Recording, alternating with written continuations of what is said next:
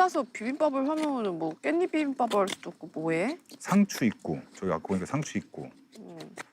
고구마나 캐가지고 고구마나 먹자 그냥. 고구마?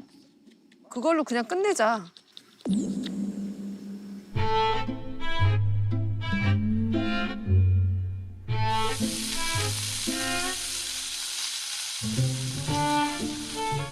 고구마나 먹자 그냥. 김치에 고구마. 아, 그치. 그러면 군고구마인데? 그러면은 장작을 해야 되는 거 아니야? 근데 내 생각엔 장작 떼는 게 공해가 엄청날 텐데. 나는 여기 와서 불 떼지는 않을 것 같다고 생각했는데 아니에요?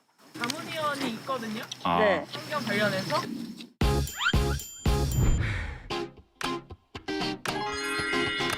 Live from the phone, it's harder to take. 뭐라고 하지? 우리 무예팀이라고 하고? 유도회. 여보세요. 안녕하세요, 선생님. 저희 오늘 무예팀인데요. 네, 안녕하세요. 안녕하세요. 기다리셨나 봐요. 전화. 바로 받으셨네요.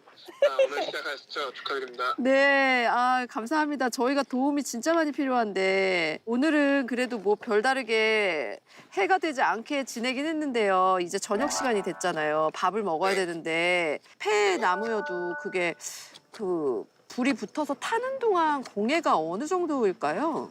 공해라고 표현하기 좀 그렇고요. 나무는 네, 공해보다는 네, 나무도 어쨌든 연소되면서 이산화탄소가 발생이 되니까 네, 이산화탄소도 온실가스잖아요. 네. 근데 그래도 우리가 이제 석탄이나 석유나 뭐 천연가스처럼 땅에 묻혀있던 것들을 꺼내서 태웠을 경우에는 네. 온실가스가 발생이 되고 나무도 온실가스가 발생되긴 하지만 나무는 기본적으로 공기 중에 있던 그 산소를 나무가 이제 흡수를 해서 다시 이제 그거를 배출하는 거니까 어떻게 보면은 장기적으로 봤을 때는 공기 중에 있는 온실가스 양을 추가하는 건 아니거든요.